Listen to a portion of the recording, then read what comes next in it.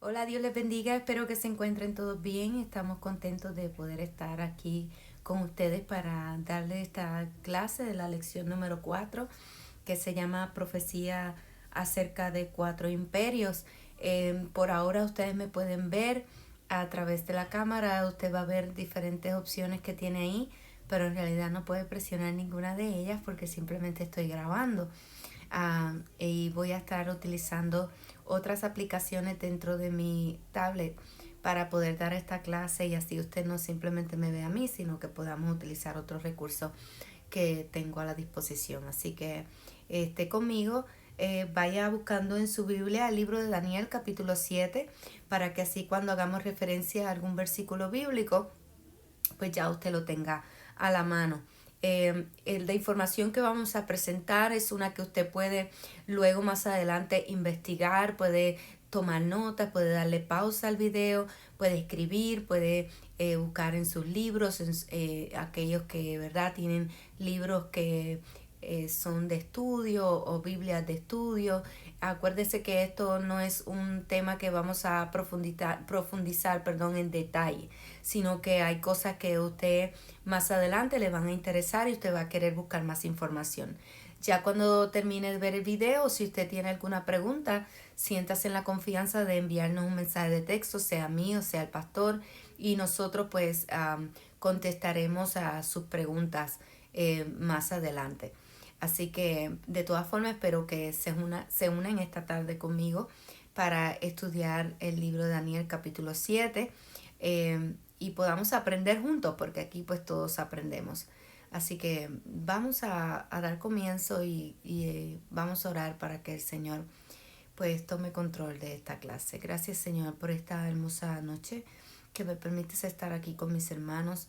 Sabemos Señor que tú eres el único que tienes el control de nuestros pensamientos y de cada palabra que salga de mis labios. Yo te pido, Señor, que tú seas tomando el control, Padre amado, y que podamos estudiar y aprender juntos en el nombre de Jesús. Amén. Muy bien. Voy a pasar entonces a mi presentación. Y como le había dicho, vamos a estar hablando de profecía de los cuatro imperios y el subtema que le pusieron a esta clase es el reino eterno de Cristo triunfará sobre todos. Y esa expresión es muy importante, especialmente que el reino de Cristo triunfará sobre todos y se va a dar cuenta casi al final de la clase el por qué. El propósito de esta clase es que impartirle a usted información y reforzar el conocimiento que usted tiene, o si no tenía conocimiento sobre esta profecía, pues usted la pueda obtener, influenciar a sus actitudes, que usted tenga su esperanza puesta en Cristo, también influenciar a su comportamiento de una manera positiva, donde usted pueda compartir su fe acerca de la venida del Salvador. Vamos a hablar un poquito ahora del trasfondo histórico, pero en el sentido literario, de la manera en que está escrita el libro de Daniel. Daniel capítulo 7 es donde comienza con una sección apocalíptica. Cuando hablamos de apocalíptico, se refiere a algo que estaba escondido y ahora es revelado. Es algo que se nos está siendo revelado a través de un profeta o a través de una visión en este caso. Una característica de algo apocalíptico es que está lleno de símbolos e imágenes. Y especialmente este capítulo 7 usted se va a dar cuenta que tiene muchos simbolismos y muchas cosas impresionantes que a la mente humana como que son un poquito difíciles de creer, pero cuando se nos explica y cuando se nos revela cuál es el propósito y cuál es la interpretación, entonces podemos encontrarle sentido. Las imágenes apocalípticas pueden referirse a alguna realidad general o cómo lo habrá de ser algún día, algo que va a suceder en el futuro. Puede ser algo que está pasando o puede ser algo acerca del futuro. Así que es muy importante entender que el libro de Daniel se escribió hace muchos años atrás y cuando lo estudiamos, es especialmente las visiones de Daniel, son muchas de ellas las que tal vez ya se han cumplido y otras están por cumplirse. Así que por esa razón sigue siendo apocalíptico. Hablando de la introducción de esta lección, si usted tiene su expositor, no sé cuál es la diferencia entre el expositor del estudiante y el del maestro, pero aquí hay una pregunta muy importante. Y le pregunto, ¿es importante para los cristianos hablar acerca de los últimos días y estar al tanto de lo que la Biblia enseña sobre dicho periodo? Le pregunto a usted, ¿usted cree que es importante hablar sobre estas cosas, hablar sobre el futuro, hablar, verdad, de lo que ya ha sido mencionado en la palabra que ha de acontecer? Yo creo que todos los que estamos escuchando este video, tal vez todos estamos en la misma sintonía de que sí, de que es muy importante para nosotros hablar sobre los acontecimientos de lo que vendrá y los acontecimientos del fin. En Mateo 24:42 dice, velad pues, porque no sabéis a qué hora ha de venir vuestro Señor. Y en Primera de Pedro 1:13, por tanto, ceñid los lomos de vuestro entendimiento, sed sobrios y esperad por completo en la gracia que se os traerá cuando Jesucristo sea manifiesto. Fíjese muy bien que la primera parte dice, ceñid los lomos de vuestro entendimiento. Lo que nos está queriendo decir aquí es que para nosotros es importante hablar sobre estos temas y es importante que usted conozca acerca de los acontecimientos del fin, porque así usted va a estar más atento a la venida de Cristo, cuáles son las señales del tiempo del fin, y así usted puede identificar en qué proceso de la venida de Cristo nosotros estamos viviendo. Muy bien, vamos entonces a leer en Daniel capítulo 7, versículos 1 al 8, y dice, en el primer año de Belsasar, rey de Babilonia, tuvo Daniel un sueño y visiones de su cabeza mientras estaba en su lecho. Luego escribió el sueño y relató lo principal del asunto. Daniel dijo, miraba yo en mi visión de noche, y he aquí que los 4 vientos del cielo combatían en el mar, y 4 bestias grandes, diferentes la una de la otra, subían del mar. La primera era como león y tenía alas de águila. Yo estaba mirando hasta que sus alas fueron arrancadas, y fue levantada del suelo y se puso enhiesta sobre los pies a manera de hombre, y le fue dado corazón de hombre. Y he aquí otra segunda bestia, semejante a un oso, la cual se alzaba de un costado más que del otro, y tenía en su boca 3 costillas y entre los dientes. Y le fue dicho así, levántate, devora mucha carne. Después de esto miré, y he aquí que otra, semejante a un leopardo, con 4 alas de ave en sus espaldas. Tenía también esta bestia 4 cabezas, y le fue dado dominio. Muy bien. En esta primera parte yo quisiera discutir un poquito acerca de los 4 vientos que está mencionando ahí en el libro de Daniel, en el versículo 2. Estos vientos combatían en el gran mar, dice la palabra. Para los judíos de la antigüedad, el mar era un lugar donde reinaba el caos, no caos, discúlpeme esa, caos y la violencia. Para ellos el mar era descrito como una fuerza enfurecida contra el resto de la creación. Y también todo lo que provenga del mar tiene la intención de obrar con violencia. Así que por esa parte, ese versículo es muy importante. Tal vez para nosotros hablamos del océano, hablamos del mar, y en lo natural no vemos este tipo de furia o este tipo de fuerza, porque como único lo podríamos describir es cuando hablamos de una tormenta, un huracán, un tsunami, cosas así.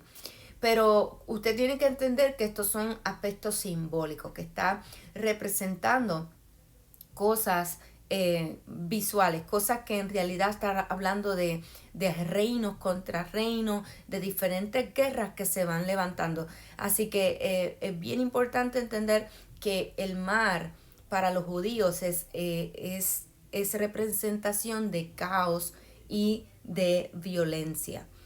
Y las cuatro bestias que Daniel menciona, vio que surgieron del mar, como que salieron del mar. Así que con más razón, porque cuando usted lee acerca de estas bestias, usted se da cuenta que son bestias que no eran nada de buenas, sino que traían consigo intenciones de destruir, intenciones de querer gobernar, de querer reinar por encima de lo que Dios ha establecido. Así que con más razón pues sabemos que venían con intención de traer caos y violencia. Así que en el versículo 3 al 8 comienza entonces a hablar de la visión de las cuatro bestias y habla de un león, un oso y un leopardo.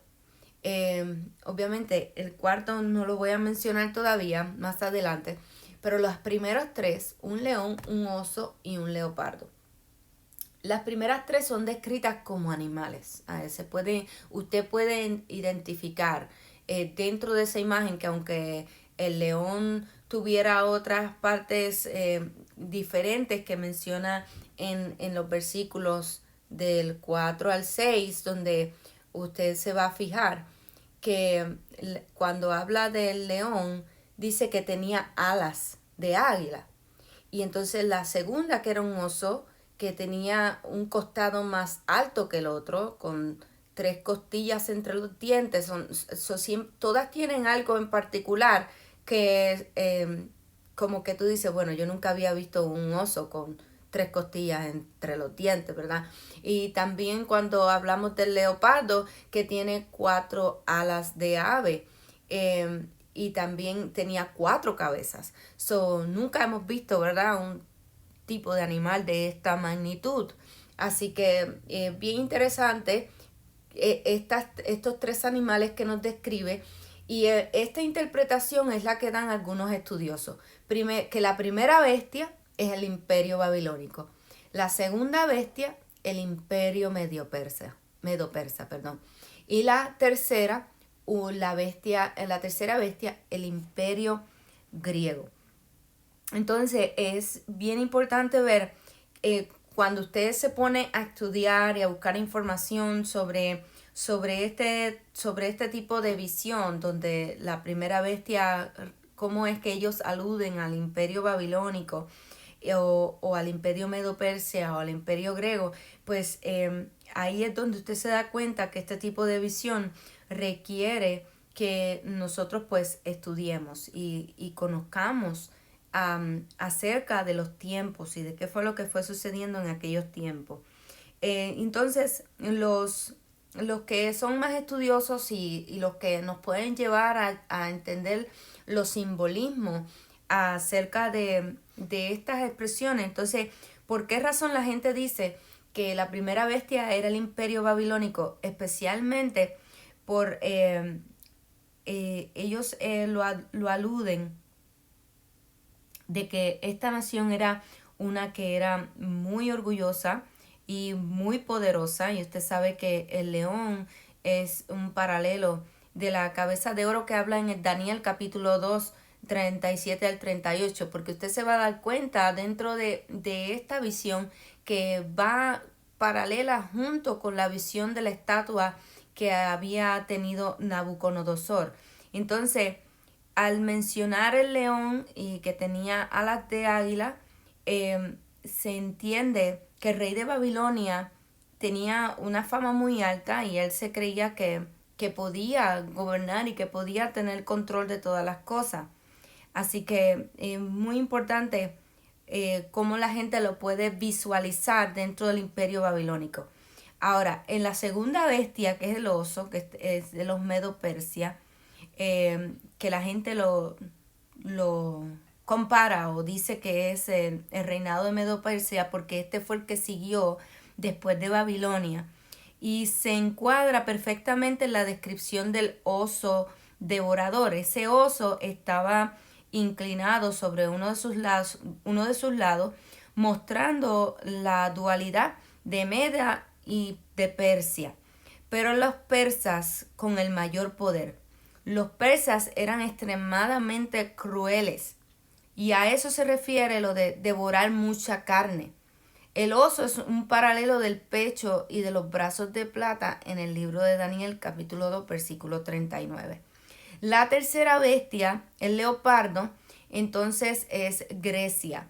Si usted después tiene más tiempo, usted puede investigar porque aparecen las fechas exactas de cuánto tiempo duró el imperio babilónico, cuánto tiempo duró el imperio medio persa y el imperio griego. Entonces, cuando Grecia se levanta, el leopardo con 4 alas y 4 cabezas retrata el surgimiento de Grecia, el siguiente reino mundial.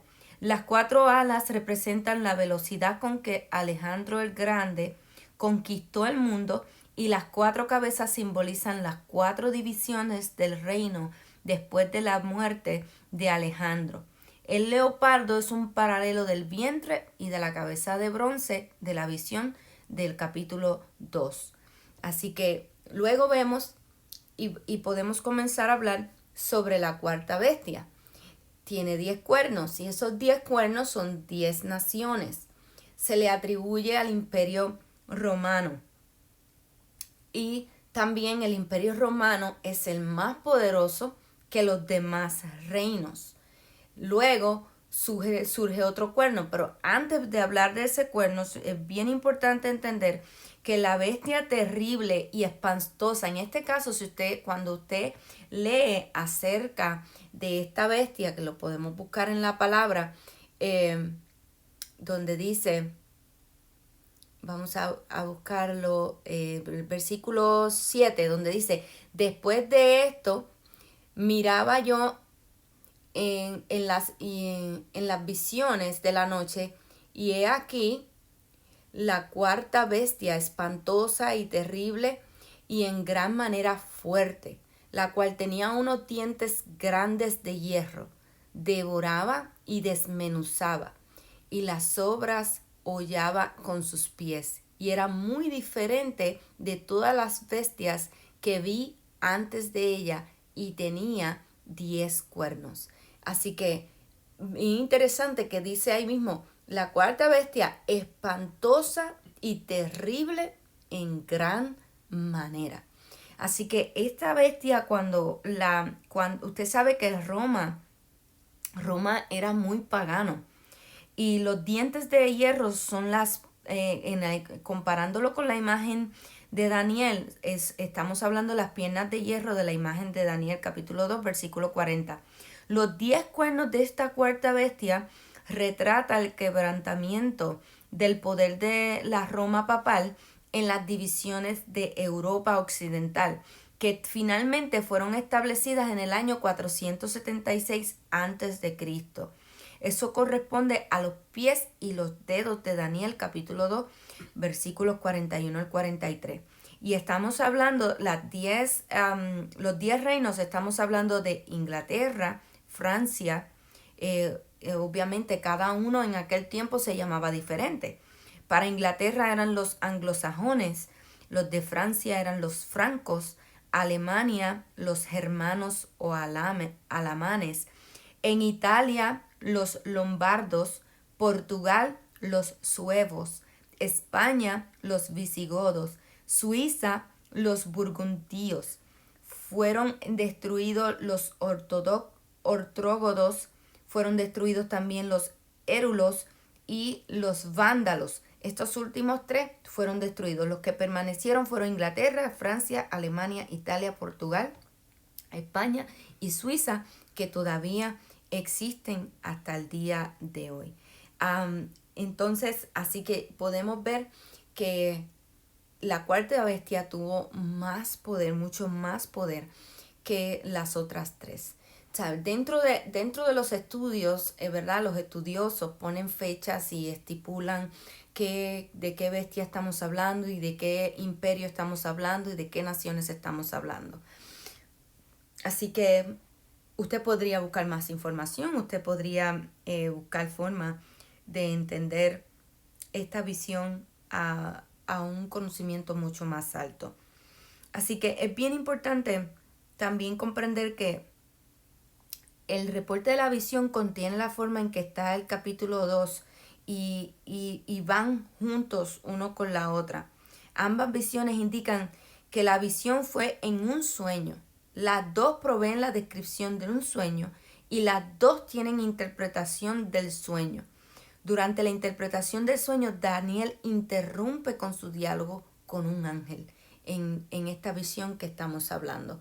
Así que cuando estamos hablando de la cuarta bestia, en el versículo 8 de Daniel capítulo 7, usted va a encontrar que dice la palabra, mientras yo contemplaba los cuernos, he aquí que otro cuerno pequeño salía entre ellos, y delante de él fueron arrancados 3 cuernos de los primeros.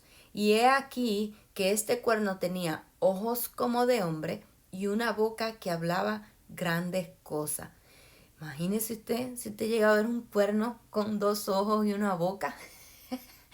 Sería muy impresionante. Aún los demás que ya hemos mencionado, ¿verdad? La imaginación de nosotros los hombres pues se queda corta tal vez con lo que Daniel pudo ver en esa visión y nos debe de causar intriga y nos estremece porque ha sido muy interesante lo que esta visión está mostrando.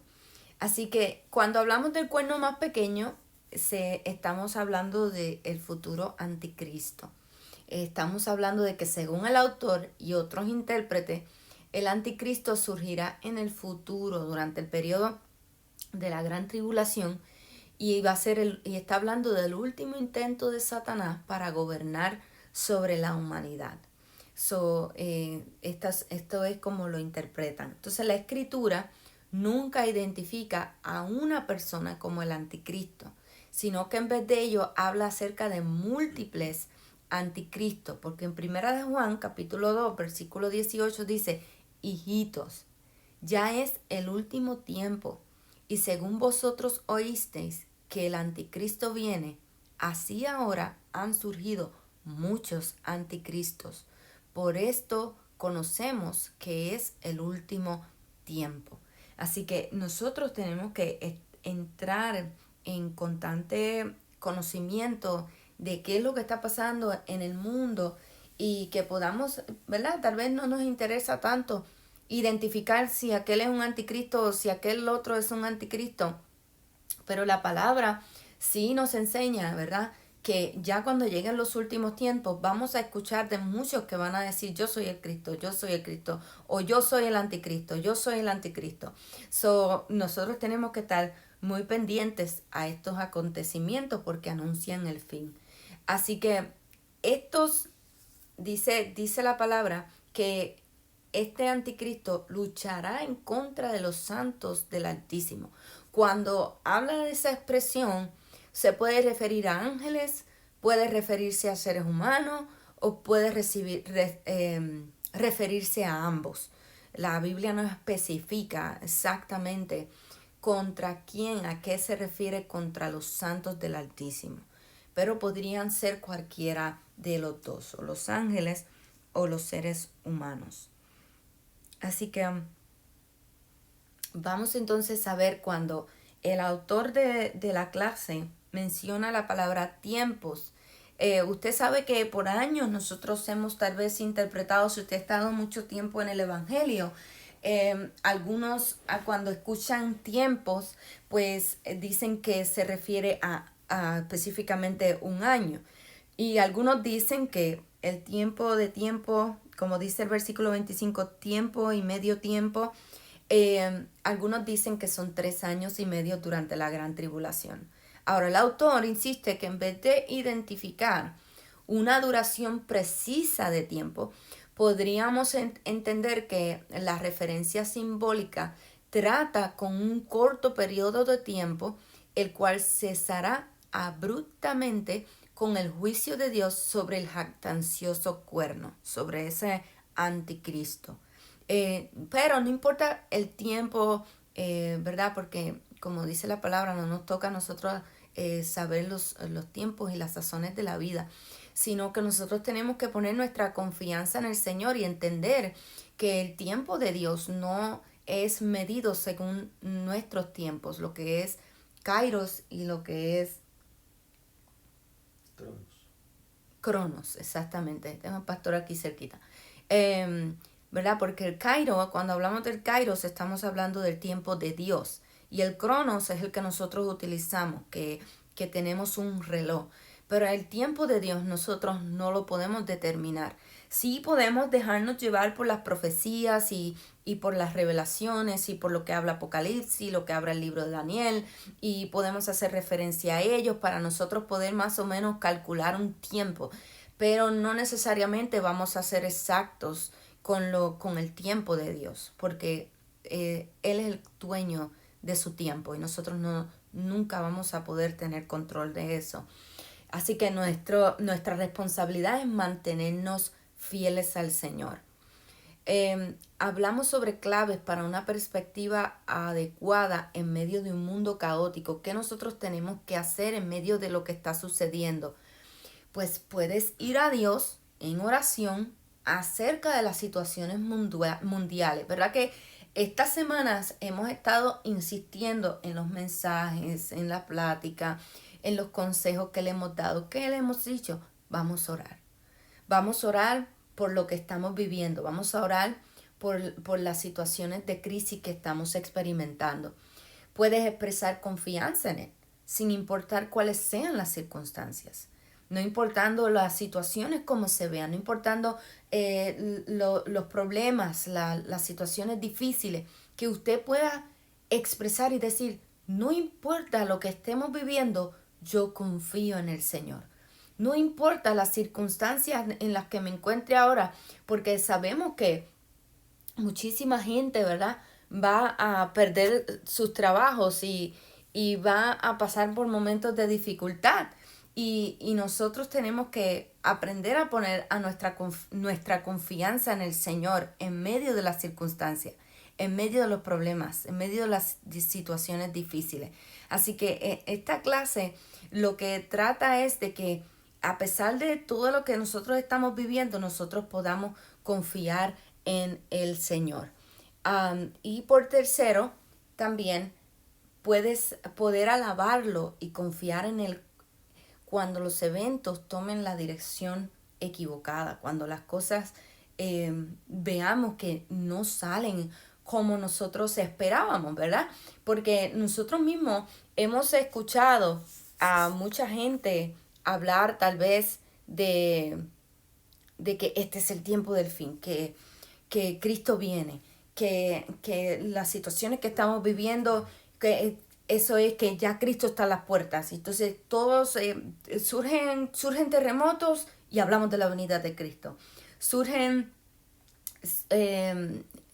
tsunamis y ya estamos hablando de la venida de Cristo. Surgen fuegos y, ay, eso es que Cristo viene. Surge este virus, oh my God, ya Cristo viene. Entonces, nosotros estamos todo el tiempo animados, porque es una emoción saber y tener la alta expectativa de que lo que estamos viviendo, lo que está anunciando la venida de Cristo. Pero al mismo tiempo nos damos cuenta que pasa una tribulación, pasa otra, pasa un evento, pasa otro, y la venida de Cristo no sucede. Entonces, cuando nos cuestionan, oye, pero tú no decías que Cristo viene y que esta situación anunciaba de que Cristo venía y Cristo no vino nada.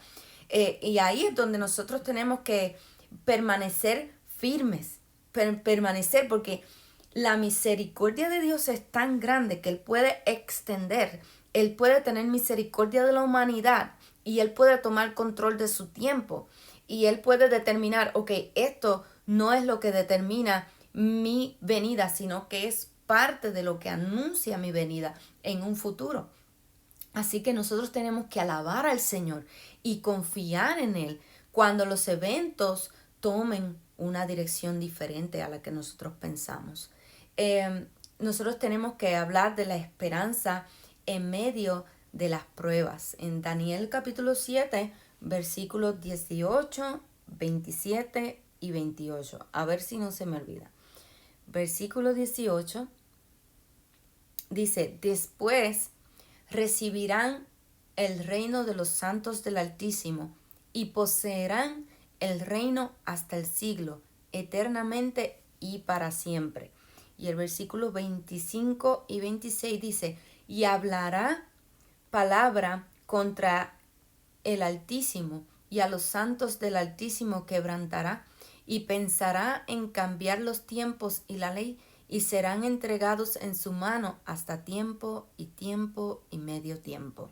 Pero se sentará el juez y le quitará su dominio para que sea destruido y arruinado. Así que aquí nos está dando una esperanza en medio de las situaciones que nosotros estamos viviendo. Como dice aquí, al final Jesucristo y los santos de Dios seremos victoriosos, porque yo sé que usted y yo somos santos, somos victoriosos. Finalmente, todos los cristianos compartirán el reino de Dios con Él para siempre. Y aunque el reino final será dado a todos los santos del Altísimo, el único que recibirá tributo es el Señor mismo. Porque nosotros vamos a celebrar y nos vamos a gozar y vamos a decir: gloria a Dios porque alcancé mi salvación y gloria a Dios que llegué al final.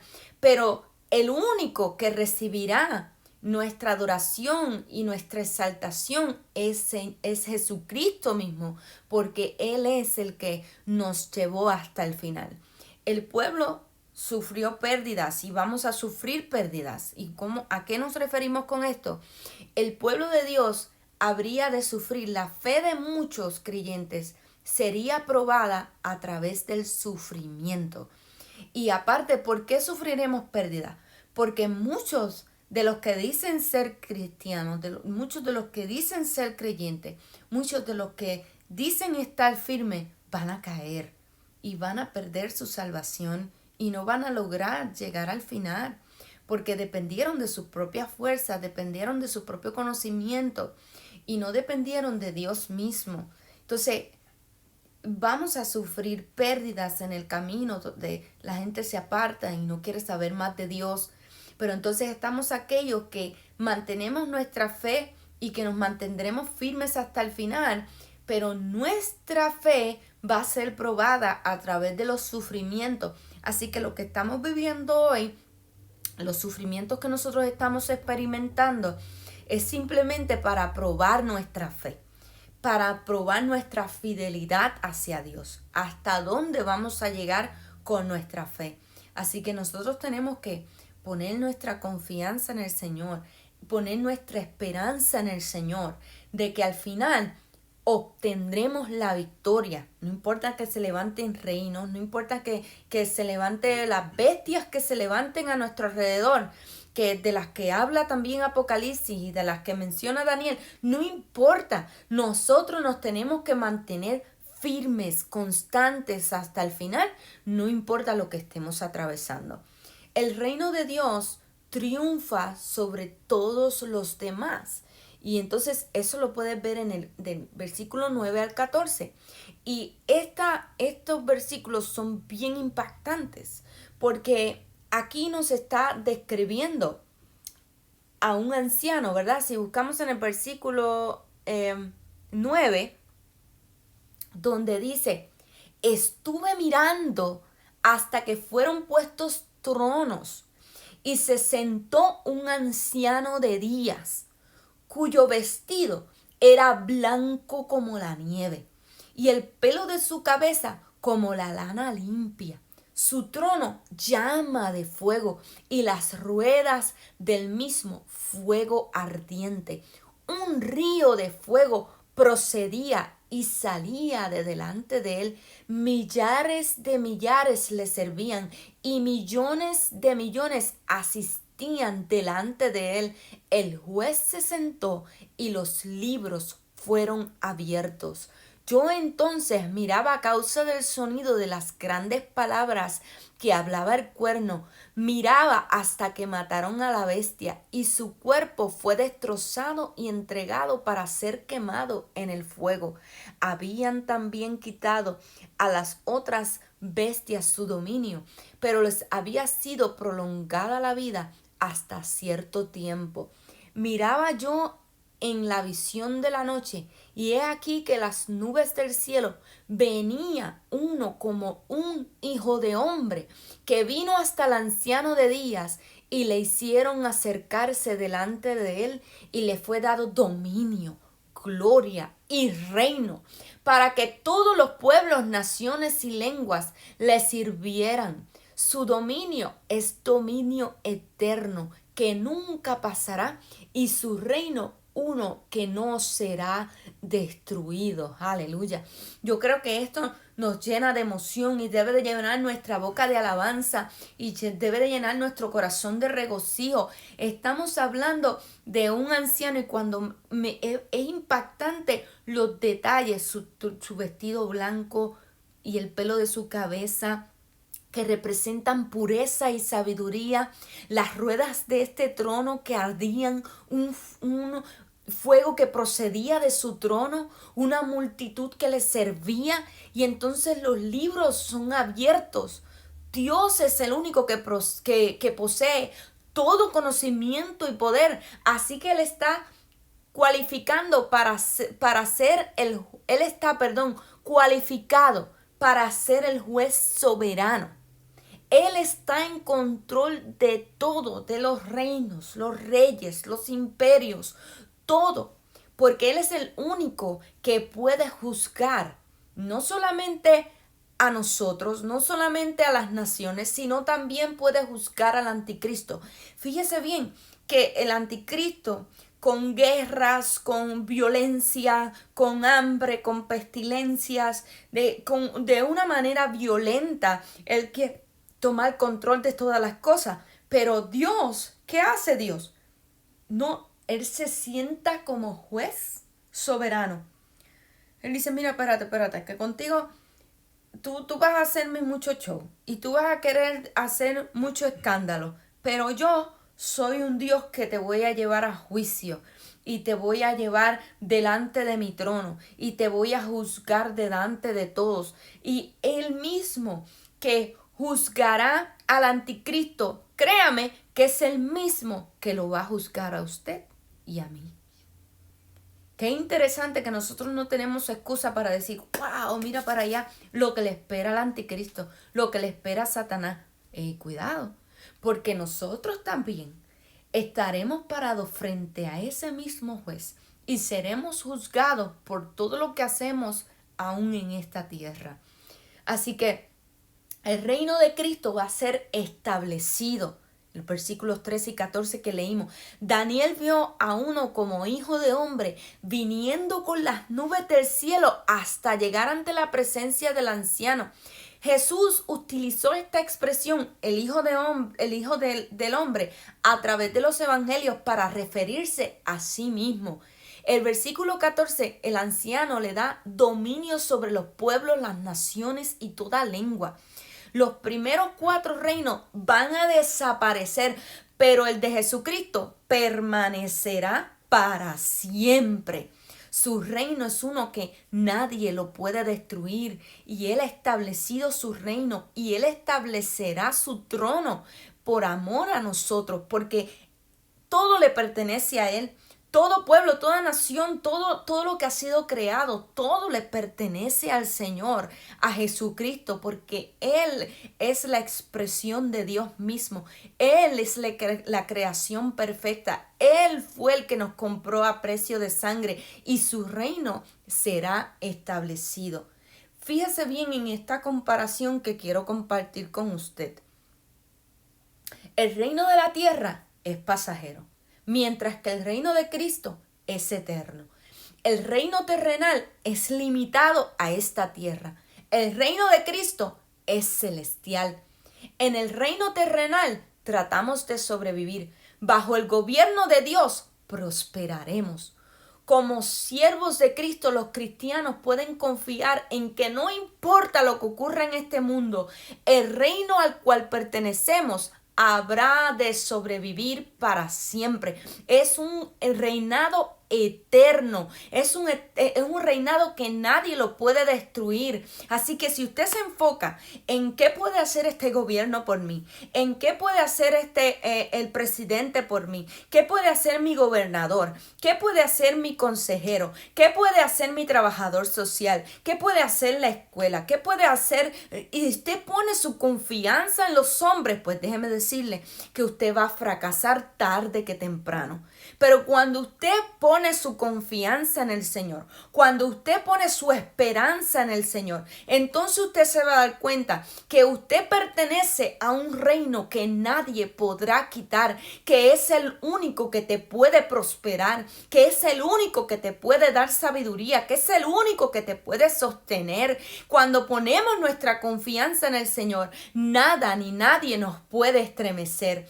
Así que nosotros lo que quiero concluir en esta clase es que esta lección es una lección de poner nuestra confianza y nuestra esperanza en Cristo. Usted va a poder estudiar, usted va a poder analizar el libro de Daniel. Tal vez hubo algo que yo no mencioné.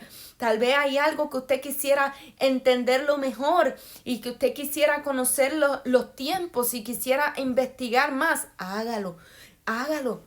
Haga lo que usted tenga que hacer para conocer más acerca de Dios. Escudriñe la palabra. Métase en la palabra del Señor y diga al Señor, revélame cuál es la verdad. Hazme sentir cuál es la verdad. Pero sobre todas estas cosas, que usted no pierda su confianza y no deje de tener su esperanza en Cristo. Caminar con Cristo es confiar su vida y bienestar a Él. Es ponerle todo en las manos del Señor, sus preocupaciones, sus situaciones, sus enfermedades, sus finanzas. Confiar plenamente en que Él es el que ha de suplir a todas nuestras necesidades. El que Él le va a beneficiar, mientras que a otros esta situación de crisis sienten que los están destruyendo. Esta situación de crisis para los creyentes tiene beneficio. ¿Por qué tiene beneficio? Porque usted puede poner su confianza y esperanza en el Señor, mientras otros no saben dónde poner su mirada, mientras hay otros que están confundidos y llorando, mientras hay otros que no tienen esperanza. Nosotros nos reforzamos y ponemos nuestra mirada sobre el Creador de todas las cosas. Ponemos nuestra mirada sobre aquel que dio la vida por nosotros. Así que en esta tarde, examine su confianza en el Señor. ¿Cómo? Orando para que Dios le ayude a vivir por fe. Examínese a usted mismo. ¿Cuánto yo estoy confiando en el Señor? Estoy confiando más en lo que la gente dice. Estoy confiando más en lo que la enfermedad dice. Estoy confiando más en lo que los médicos dicen. Estoy confiando más en lo que mi trabajo me puede ofrecer. Estoy confiando más en lo que el plan médico me puede cubrir.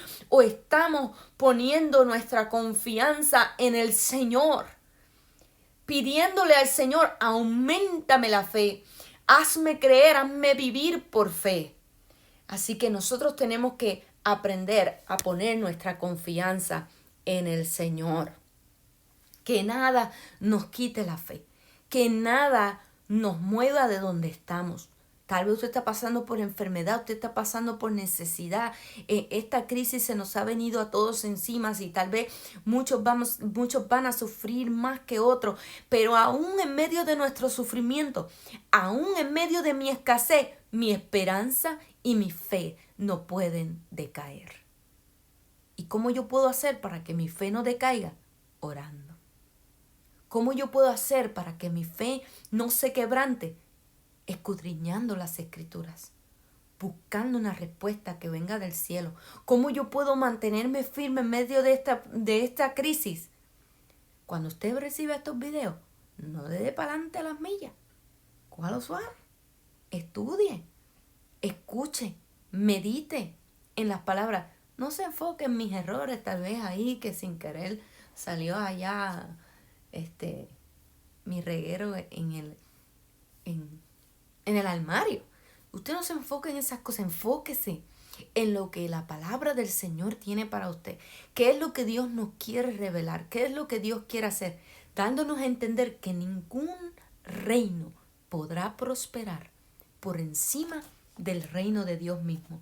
Por esa razón, la expresión que mencioné al principio, el reino eterno de Cristo triunfará sobre todos los demás reinos, sobre todo lo que venga.